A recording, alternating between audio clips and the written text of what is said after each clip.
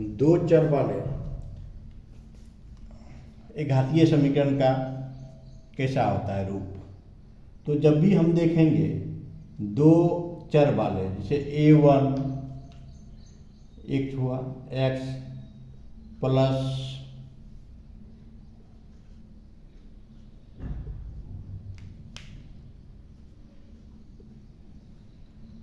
Equal to 0,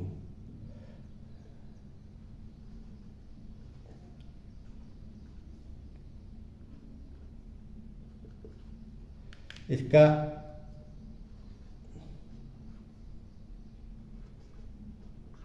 ये देखिए दो चर वाले एक घातीय समीकरण जब भी होगा मेरा इस प्रकार का होगा।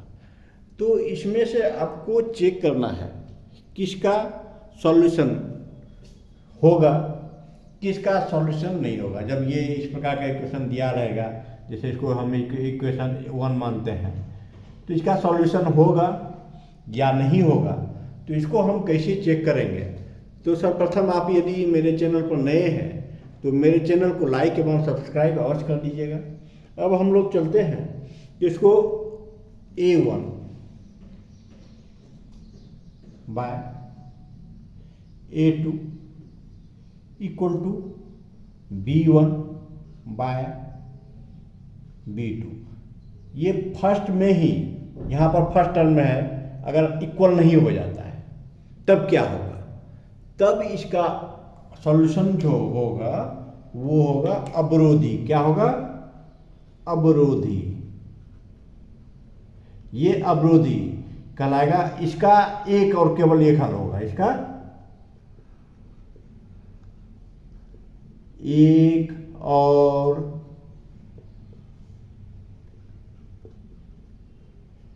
केवल एक हल होगा। इसका एक ही हल होगा। कैसे हम निकालेंगे? तो इसका सिर्फ एक हल होगा।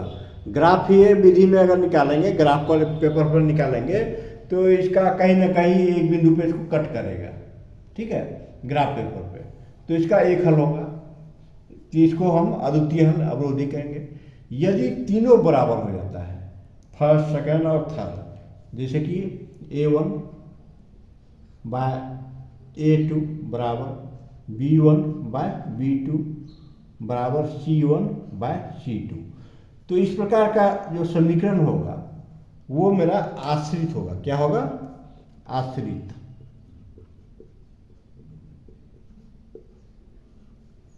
इसका अनंत हल होगा, इसका अनंत हल होगा। कई हल होगा अगर तीनों बराबर हो जाता है, या चर मान तीनों को लेंगे, अगर तीनों बराबर हो जाता है तो इसका अनंत हल होगा, कई हल होगा जिसका कोई अंत नहीं होगा। और ग्राफीय विधि में दोनों रेखाएं एक दूसरे का संपाती होगा। ग्राफीय में संपाती होगा, एक ही रेखा पे दूसरा रेखा भी बन जाएगा। दूसरा एक ही रेखा पे अगर दूसरा रेखा भी खींचेंगे तो एक ही रेखा पे आ जाएगा। तो ये संपाती रेखा होगा। ग्राफीय विधि से अगर निकालते हैं तो संपाती रेखाएं होगा। अब अगर हम नेक्स्ट देखते हैं, नेक्स्ट क्या है कि तीनों अगर लास्ट में जाकर के बराबर नहीं होता, जैसे कि a1 बाय a2 पहला बराबर हो जाता है b1 बाय b2, और लास्ट में जाकर के c1 not equal to c2। ये लास्ट में तीनों टर्म, तीनों अचर जो संख्याएं होती है, लास्ट में अगर बराबर नहीं होता तब क्या होता है? तो इसमें होगा विरोधी। विरोधी ये होगा आपका विरोधी, इसका हल नहीं होगा। इस प्रकार का जो समीकरण होगा इसका हल नहीं होगा, ठीक है, इसका हल होगा ही नहीं। इसलिए इसको यहीं पर चेक करके छोड़ देंगे, इसको आगे निकालना ही नहीं है, यहीं पर हम चेक करके छोड़ देंगे। अब इसका हल नहीं होगा। ग्राफ विधि में अगर ग्राफ में निकालेंगे तो इसका रेखाएं जो है दोनों समीकरण का समांतर रेखाएं होगा, यानी एक दूसरे से कहीं नहीं कटेगा। आगे बढ़ाते जाएंगे एक दूसरे का समांतर रेखाएं होगा। तो ये ग्राफ विधि में क्या होगा? समांतर रेखाएं एक दूसरे को कहीं नहीं काटेगा, ठीक है।